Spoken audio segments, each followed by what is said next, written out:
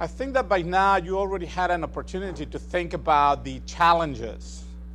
One of the things that I would like to ask to all of you is, or some of you, how many of you feel comfortable with the security of your infrastructure? I think that there's something that we may get involved into that. We may be doing a lot of stuff within our own roles, whether it's as a faculty member, whether we're students, or whether we're an IT staff, or we're a manager. But I think that then we'll start looking at how can we influence change within our organization in order to promote or to change the security posture of the organization, either by implementing new processes, by looking at certain things that then we know that then we are out of compliance, by looking at some of our policies and procedures, and then really looking at those ones from a critical point of view and determine, are they still applicable?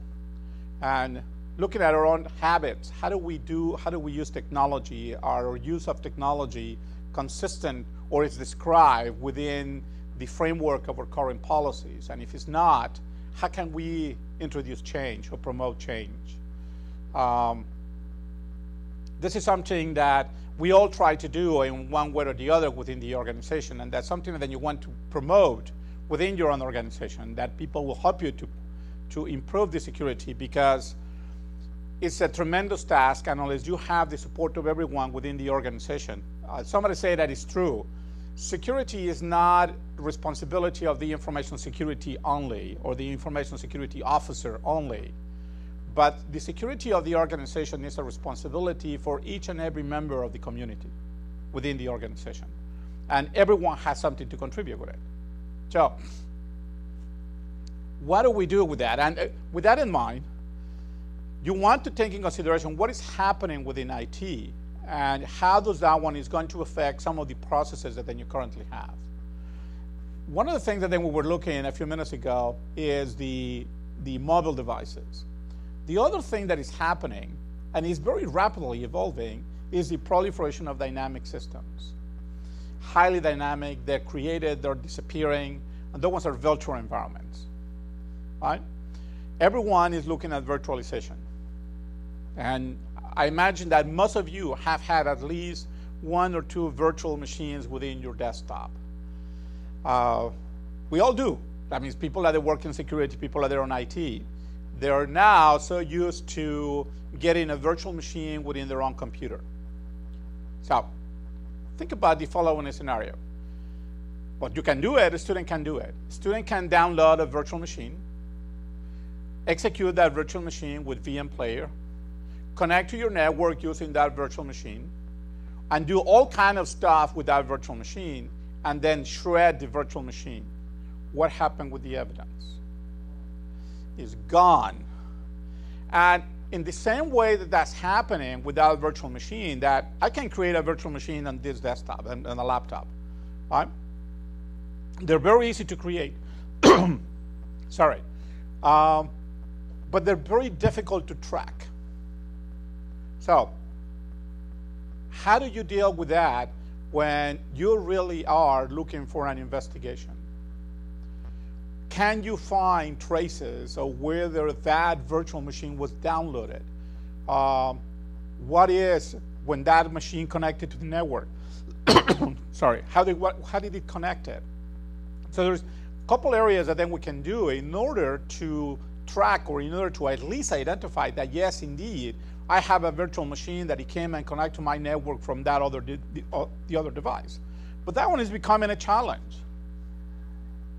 You see activity that is coming out of your network, you go and you investigate, and you don't find nothing. That means there is nothing in there.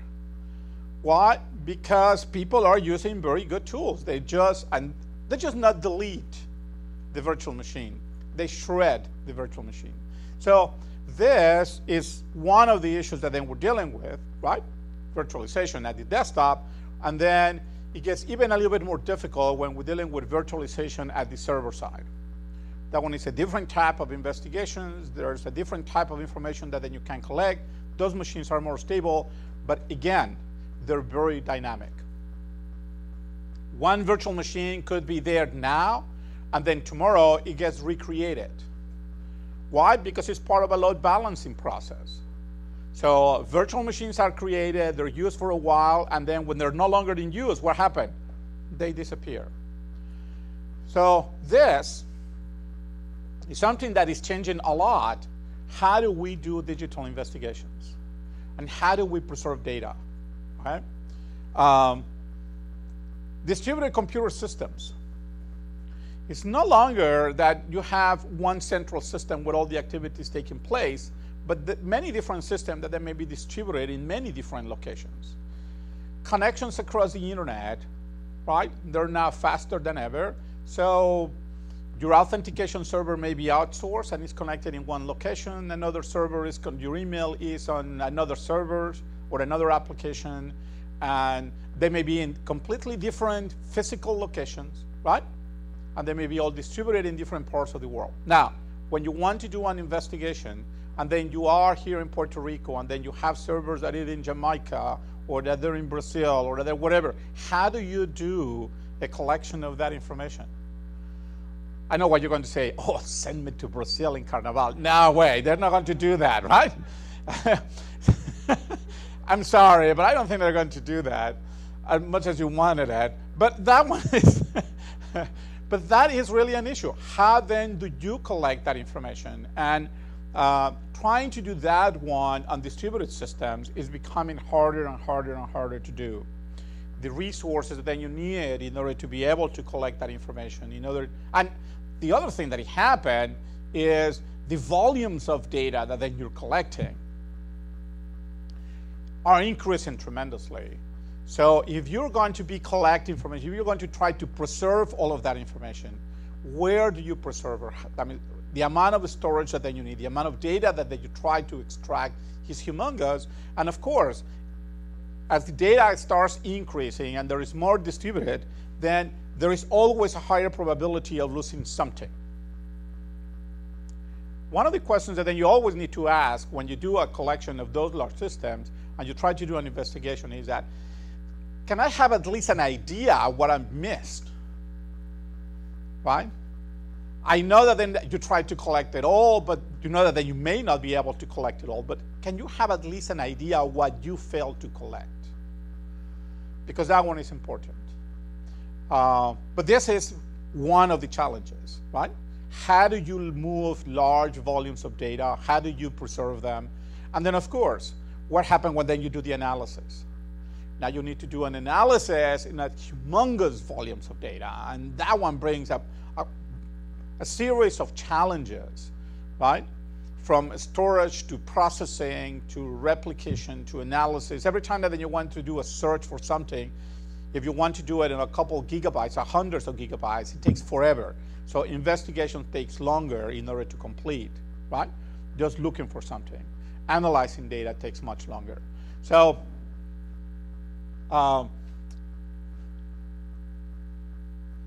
one of the other parts that is happening, and that we already mentioned in here, what we like to do is to be secure. And we try to be as secure as then we can. So what do? Let's put an antivirus, then make sure that I have files that they can erase, not only delete, so that then there is no traces of information.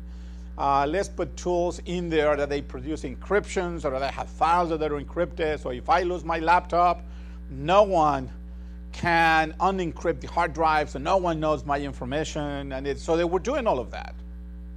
What does that one do to your forensic investigations? The thing that then we're talking a couple of minutes ago, you have a virtual machine. Now someone deletes the virtual machine. You can always probably try to restore something on the virtual machine. But if you shred the application, what do you get? Nothing. So that really shred everything, right?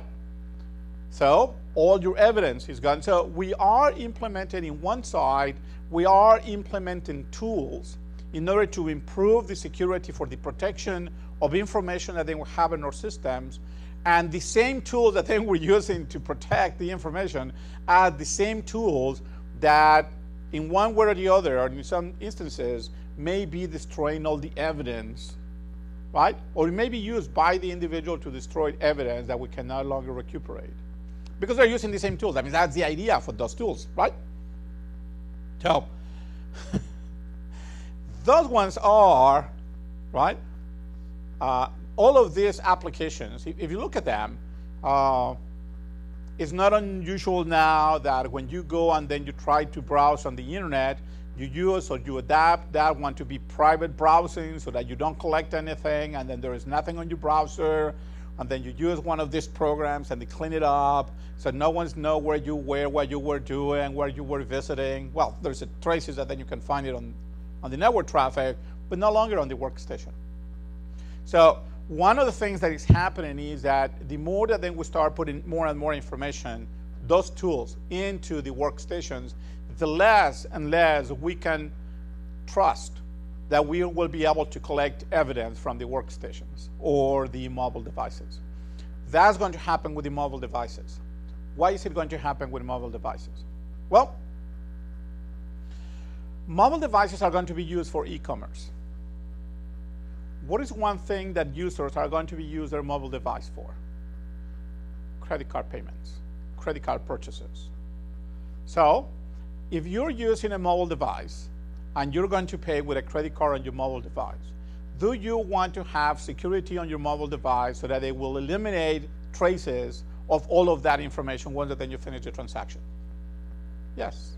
So what's happening is that the applications that are being developed for mobile applications, those type of devices, are now taking into consideration the security of the devices and the security of the information. So all of those devices are going to have applications that they're going to try to destroy traces of information. Well, that really what it's going to do is that it's going to impact if you need to do some digital investigation out of that device. Why? Because it's basically a secure device where information that is going to be destroyed. So everything, activity that they do is going to be destroyed in a very effective way. That is going to be how they're going to be protecting the consumer, your consumer information. Isn't that what you want? Yes, we all want that. But that really creates another problem for the guy that wants to do the forensic investigation. You can say, well, that's not my problem, it's his problem. Agree. So we need to start looking on ways to collect information that then we need and not rely on the end devices. We need to start looking at how are we going to implement policies and procedures within the organization that as an organization will allow us to find the information that then we need at any given time and not depending necessarily on the endpoint. All right?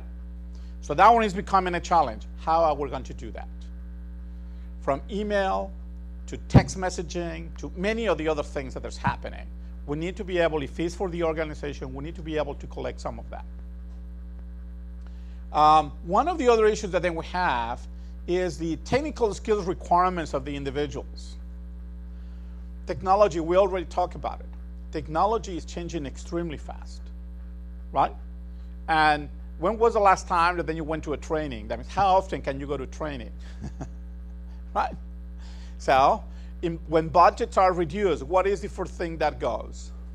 Training is the first thing that everyone eliminates are their budget. So one of the issues that then we have is that technology hasn't stopped, but we have not been able to keep up the level of training for the staff that it has to do those investigations or the staff that it has to manage that technology. What it also happened is that even though we have more and more devices, mobile devices, the way that they're being supported within the infrastructure is that they're being supported in an ad hoc way rather than on an enterprise way when you can implement mechanisms and processes to collect the information. So we are moving away from into a more chaotic space, right, of configuration because of the lack of training, the lack of a proper infrastructure, and the lack of funding. So as new devices are coming, we see each other that then we continue to drift from a secure configuration. If at some point we have a good secure posture, now with all those new devices and the lack of resources, we started to see a drift into a less secure environment because we are no longer able to provide the proper support for those mobile devices. And it's hard to see it, but I mean, that's where we're going, right? Nothing we can do about it.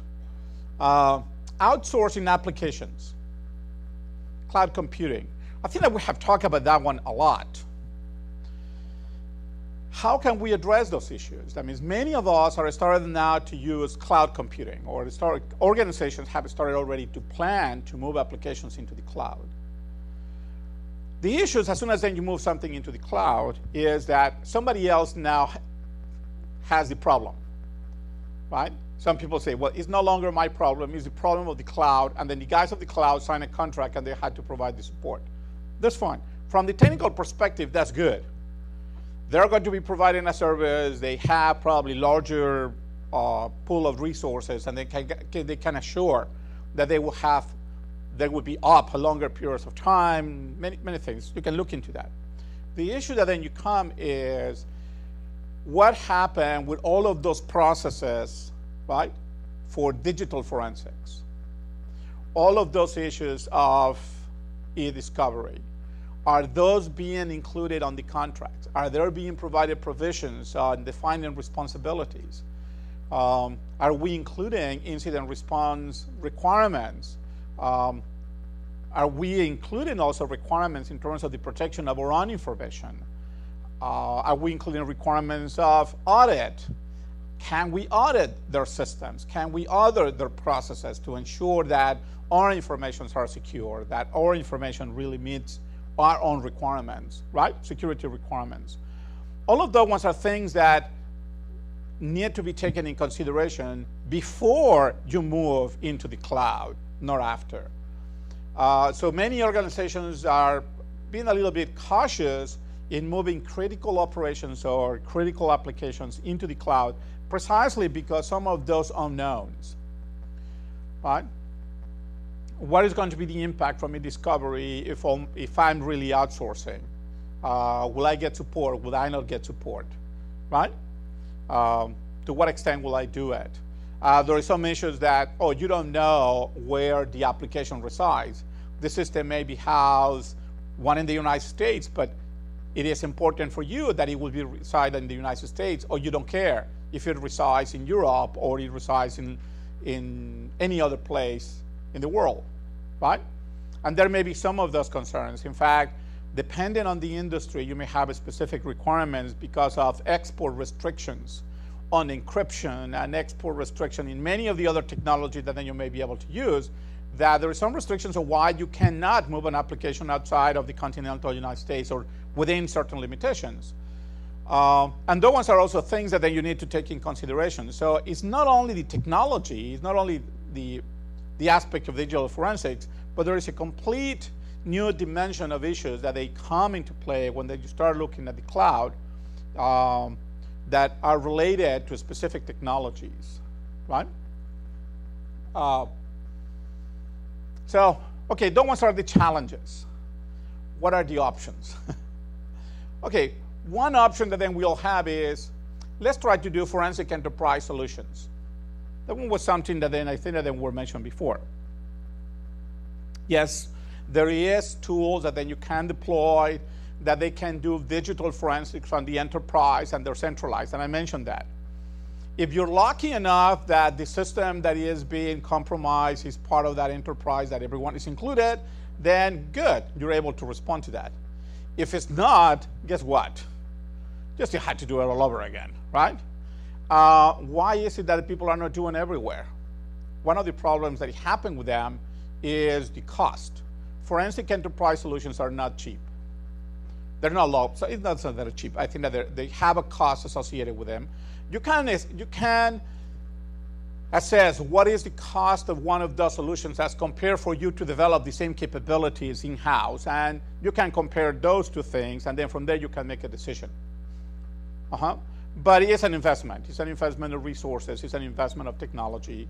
And this is something that people are really looking in very closely when they try to do it in-house. or if they try to improve their in-house solutions. You can do live investigations. However, there is a couple issues. There is a potential for missing information if you rush to respond. If you're eager to respond to an incident or something before it really has happened or before something has completely happened, then you may be missing some information in between. So those ones can be arranged, right? There is always the possibility of corruption of evidence, system crashes. So do you know, I think that someone asked early on, can you prevent that a hacker that gets, an intruder enter into the system, that he will not destroy the information? It all depends. But some of those ones are becoming extremely intelligent, and they can detect that then you have one of those software running in there, and then they can induce a crash, and then you can lose some of that evidence and some of that information. So you have to be careful when you evaluate some of those forensic enterprise solutions. Really, what is going to happen? How secure is your enterprise forensic solution? All right? That's a question that you always have to ask. If you're going to deploy an enterprise solution, before you do it, you need to ask, how secure is it? Does the enterprise solution has any vulnerabilities? Do I need to be concerned about it from the perspective of security? How often is being patched, right? That tells you something about the application. One of the things that it can happen is that you cannot trust the client operating system. You never do. But at least in some of those applications, those enterprise solutions, they have matured enough that they're very resilient. So you can really do a lot of interesting work with them. As I was saying before, the intruder may be able to detect and block your actions. The new software that is coming on the new generations, that means this software, this type of enterprise solution now has been around for probably 5 years. So now they have matured enough that many of the issues that we used to see a couple of years ago, they're slowly being corrected, right? And they're becoming really much more stable. Another possibility that people are looking at is the virtual desktop infrastructure. Do you know what that is? Have you heard about them? We go back to the old ways. The old ways is the ways of terminals, in which what you do now is that you create virtual machines on demand. So what a user has, or the user will no longer have a workstation at her desktop, her desktop. What the individual will have would be what is called a thin client. The thin client, then it connects, and when it requires a server, it connects. At the other end, a workstation is then created, right, out of the virtual environment with all the characteristics that you want for that particular individual, files, whatever the individual needed, they just show up in there like magic, and the individual can do all their work. People are looking at that because then everything is centralized. You can do backups, you can do everything that then you wanted to do, but there is another interesting thing that happened. It provides mobility. So it doesn't matter now for where the individual comes from, right? What kind of a device. If it's going to be operated on that environment, you can create a virtual desktop. And the software from all the vendors, you can create a virtual desktop, or you can access a virtual desktop on Windows with a Windows system in any one of a Mac system, a Windows system, or a phone. So the applications really, because this doesn't really matter. I mean, it's just a phone has a little tiny screen. But the application, the virtual machine is the one that is running on your data center and is doing all the computing. The documents reside at the data center, and then you're only seeing a small interaction through the screen. That allows you to control almost everything that you do, right? Those new technologies are evolving. There is many benefits for that people are looking into. One of those ones is that the cost of the workstation itself. It has much lower long-term cost, right, than trying to replace workstations. They're much easier to update.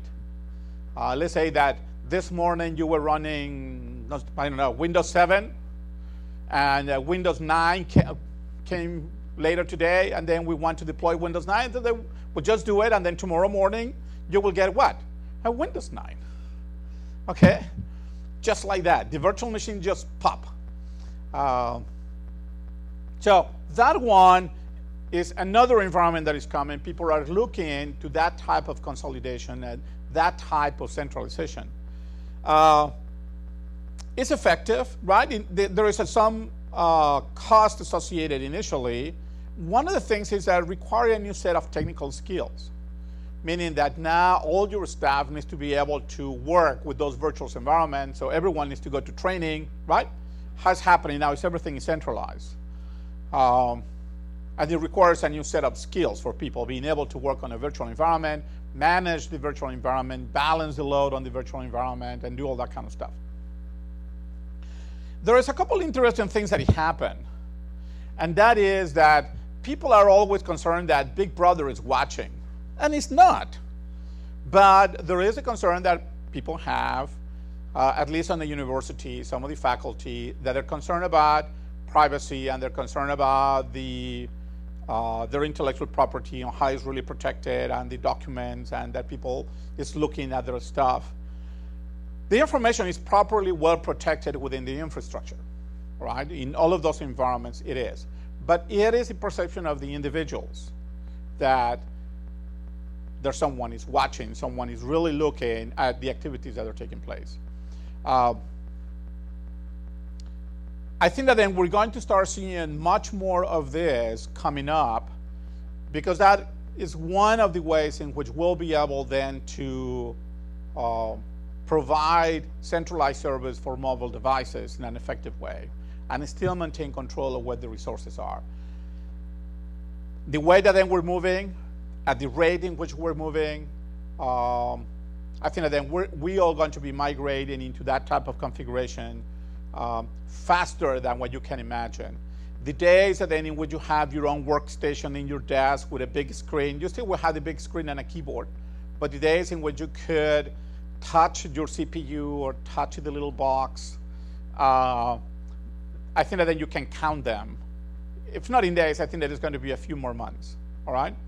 It all depends on the resistance of institutions in order to move and implement some of the other policies and some of the other procedures where they will be able to control a little bit more their central information. Again, the cloud, it's only to go back again, there is also some challenges. I mean, the idea of doing digital forensics in the cloud is one of them. But if you really want to move into the cloud, how many of you are looking into that option for some of your important systems, or you're part of the discussions? Yes. You really need to do a comprehensive information risk assessment.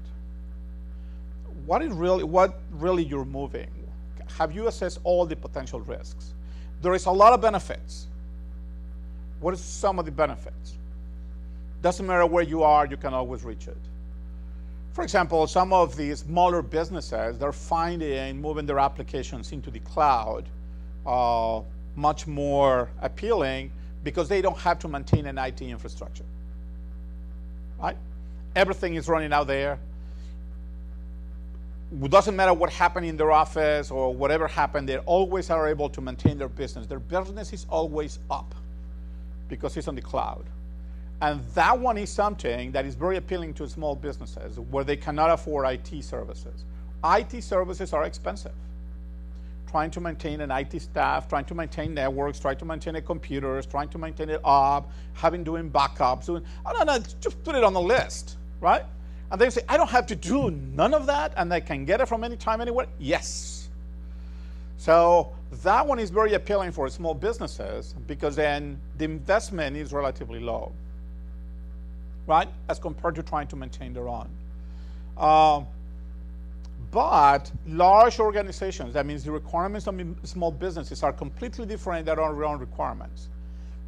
That means businesses, if they want to use credit cards, they want to comply with PCI, that's not a problem. Many of the new businesses, what they do is that they outsource. So they outsource already many of their functions because the payment card industry standard, how many of you are familiar with that? You know about that, right? If people are there now want to accept credit cards in order to get payment for their services, they need to be PCI compliant. Well, most companies, what they're doing, or most small businesses, they're outsourcing their payment, and they're going to what? PayPal, or they're going to VeriSign, or they're going to any one of the other providers, right? And you want to buy something, then you go to that organization, you pay with your credit card, and then you come back. So they're already getting used to outsource some of those applications of that part of their business that they have a much higher risk for liability. So they're already outsourcing that.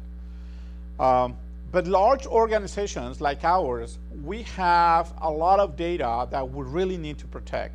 And that is probably what we're struggling so much, right?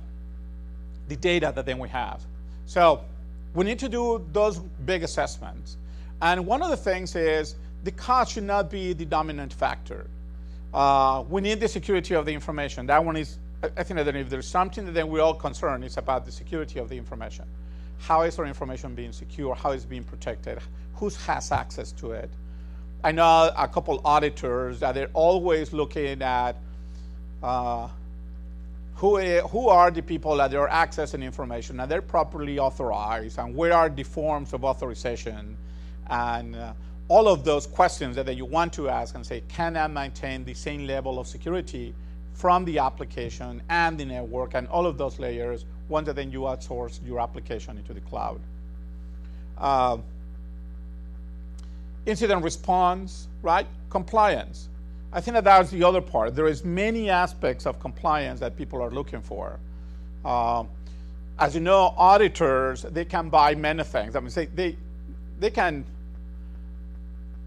can really scrutinize your applications, and they come back and then they ask you for a lot of processes and making sure that then you're really within the guidelines of that. So institutions, higher education institutions, they have to go through a significant number of audits, because there's financial audits, there is audits on your student records information systems, you have audits that happen on your health information systems.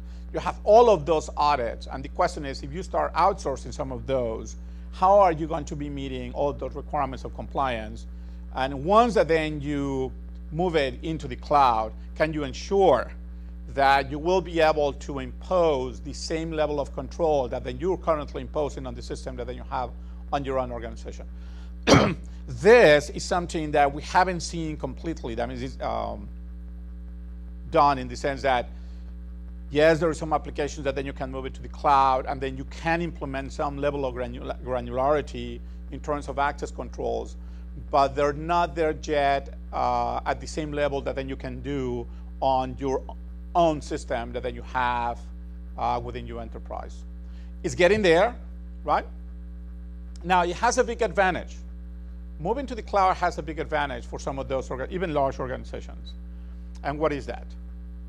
Disaster recovery. The fact that there's continuity, business of continuity. If something happened, let me just say, one of the major issues that then we have our university is that then we're very close to a fault, seismic fault. It's not that it's going to be my fault, but it's a seismic fault. So at any given moment, we're very close to the San Andreas fault in California. And one of the concerns that there always exists is a major earthquake.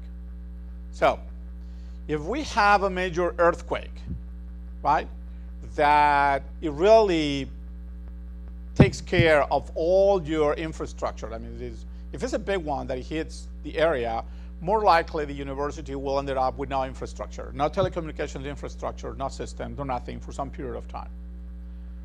If you outsource some of your services, you are to some extent immune to some of those issues, because then you can, within your contracts on the cloud, you can build that, right? So at this moment, what is the cost of making sure that in the case of a disaster, we can restore operations within a certain amount of time? And how does that one compares to the cost of moving to the cloud? So yes, the security is an issue, incident response is an issue, compliance is an issue, but there is many other requirements that then you may want also to add, right, in order to be able to deal with other things. And disaster is a big one. We learned that from Katrina. Remember Katrina? Yes. So in California, then we have earthquakes, and then we learned that one also from Northridge. California State University Northridge was one of the universities that it was affected by a major earthquake when they stopped operations for a couple months. So looking into that, right, the cloud offers also opportunities, as we were saying before. It's not only the negative aspect of it, but it's also the opportunities to address things that it will provide at the end. I mean, it will help you to continue to provide some services within your own community. Questions about it? No? Is that because it's Friday? No. Okay.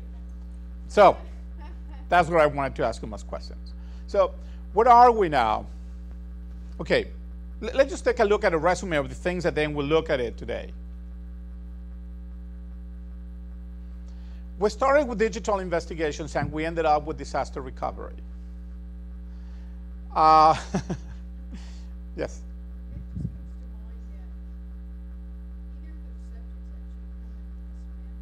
Correct. So if you shot at company, most risk management don't develop that area. Although the word sounds like it covers an umbrella, but it really doesn't. Correct. And risk management, they cover up to a certain point. Correct. And they don't get involved in this because this is IT. Correct. IT risk management is something that few companies do. The majority of the institutions address risk from other perspectives, right? But addressing the IT risks, the IT from the perspective of IT for risk management, right, is not something that people have been trained to do. And in fact, that's something that it needs to be done. People need to structure courses, and we need to produce people that now they're really looking at an IT risk management, and then a risk management that it will take in consideration all the areas that then we covered this morning, from digital investigations to disaster recovery, compliance. Yes. Well, the reason I bring that up is that I've seen it happen. People that do risk management having to do with the insurance Correct. area of it. So they cover risk management, they bring in an outside source, do risk management for I'm going to give you an example, Medicaid Medi-Cal services. So Medicaid Medi-Cal services, Yeah. So Medicaid and Medi-Cal services have the outsource. They have the in-source for IT, but they don't have the in-source for IT and recovery as well Right. as digital investigation. But because of the outlay of the costs that they were incurring for all the fraudulent cases that were coming in, that someone else, the outsource, was investigating, they got risk management to get involved, but they don't touch this at all. They don't Right. do any digital investigation. Correct. So it's still not being done as I speak to you now. And that one is something that I think that the traditional, that's what is happening, right? In many organizations, risk management is being done in those areas, right? It's more in the areas of personnel, insurance, liability, for many other reasons. But very rarely you see people, well, it's not until recently that people are really starting to take seriously IT risk management. And it's within that umbrella of risk management that then you have to do the analysis for all of this. I mean, it's all of those issues of compliance, all of those issues of digital investigation, all of those issues of disaster recovery, all of that has to be covered under that umbrella. And it started just to be, in fact, in some universities, that is now the trend. Universities starting now to go into that direction in trying to produce individuals that they can really analyze risk from their IT infrastructure and take all of those elements into considerations in their long-term planning. But it's new. That means it's IT risk management is not something that then you see in many organizations. You see risk management and IT, right? In fact, if you remember, information security was not audited in many systems until recently, right? auditors were conducting audits on financials, but they were conducting on the business processes or making sure that there were the separation of responsibilities, that means all of that aspect of the business side, but they were not really conducting audits on your management of your IT systems. Now that one is something that is changing, so then we started to see that one coming also into play. So it's taking a little bit of time, but you can see that things are moving faster, extremely, much faster than what we ever thought. And the areas of compliance, the areas of data protection, the areas of discovery, right? Electronic storage information and being able to protect it, find it, protect it, and present it are areas that they're just recently. That means this law from e-discovery came out in 2008. So it's fairly new. It's not something that has been there for a long time. It's fairly new in terms of policies and laws, right? And it takes some time to get it done. But nonetheless, I mean, it's now there, so how do we deal with those, right? Questions? Yes?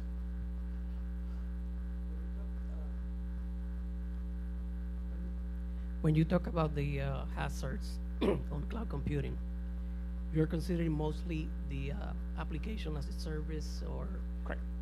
But what about when you are doing like a collocation that you have virtual servers that you managed, that you weren't taking care of everything, so you can deal with all your responsibilities? It's different in Yes. that way. Yeah, what happened is that, and thank you for clarifying that, there is some people that are moving everything into the cloud. Basically, it's what is called software as a service. So you basically have an application on the cloud, like Gmail. So Gmail is maintained by the organization that is outsourced to you. There is another way that then you can also move in which you can request co-location, and that one is whether you have virtual servers or then you have physical servers where the servers are being given to you, someone maintains that infrastructure, and you continue to administer those services. So it's like at this moment, if you have a data center, you move all the servers for that data center into an environment where, yes, you still have your own system administrator, you still have that, but there is an entity that it maintains all that environment for you. And to some extent, you don't care whether it's a physical environment or whether it's a virtual environment, right? It could be either one, or it could be a mixture of all of them. You still have some control of the environment, and in that case, there is also an alternative that in case of a disaster, they don't reside with your location, and there is also some flexibility of the continuation of providing services. So there's all those hybrid combinations, or what is what you really want to outsource, and at what level are you outsourcing, right? And all of those ones are decisions, and there is always, as I say, that means there's so many parameters that then you need to consider in there, right? But the ones that then we started to see more to come into play, other than the cost, functionality, all of those, right? Return on investment. We started to see the issues of compliance, digital investigation, all of that, right? Okay, but thank you for the clarification. Yes. Any other question? No? Yes.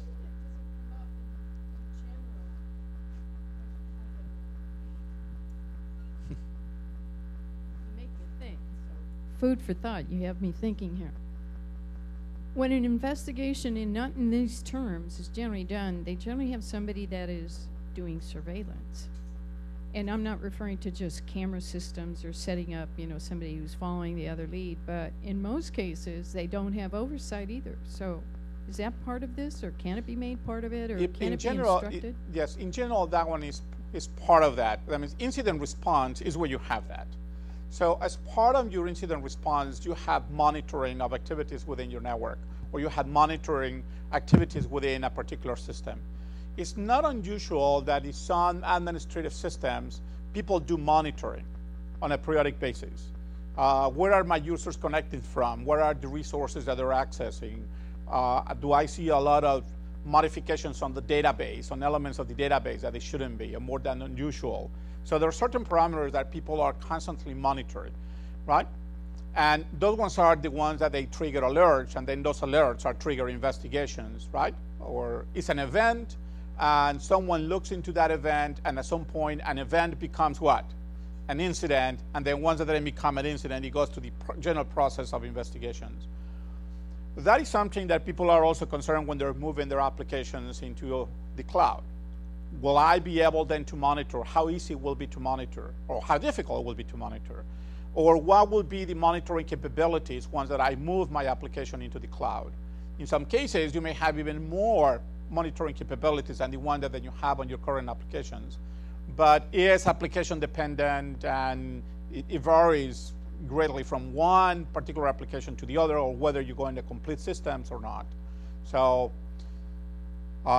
it's also something that then is part of the criteria whether you're moving into those applications. And that one is going to be covered under some of the areas of compliance. If you're going to be conducting audits, usually audits going to along that area, and then you want to make sure that you're able to do audits on those systems in the same way that you're doing on your current systems. Right?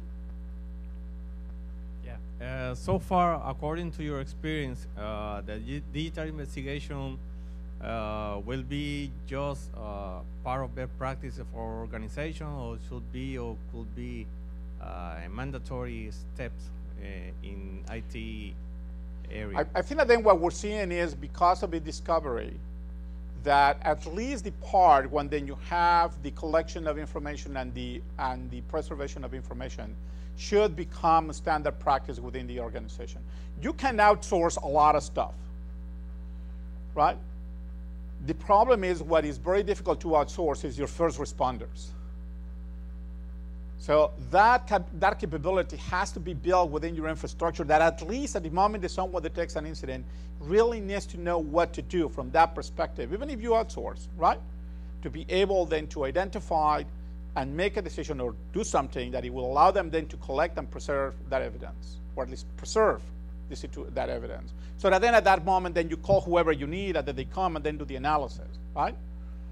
But there has to be a minimum capabilities that then you need to develop within your organization in order to be able to effectively respond to any one of those requests. Now, that's what I'm saying. I don't think that that you may need it to have the full capability, but there is at least a minimum that then you need, right?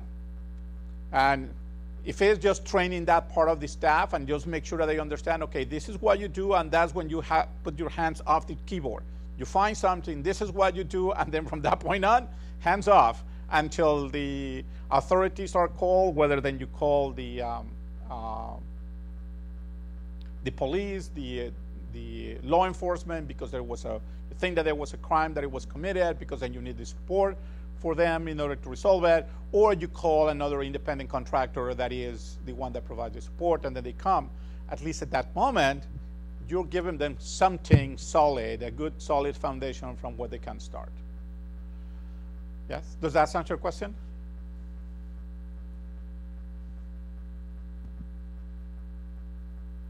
Okay. No? Well, we finished early, I'm sorry. Okay. Muchas gracias. Thank you very much. Muchas gracias, Dr. Turner. Muchas gracias a los asistentes. You're welcome. Breves anuncios antes de irnos. Primero, recordarles las próximas actividades en febrero y en marzo. Van a estar recibiendo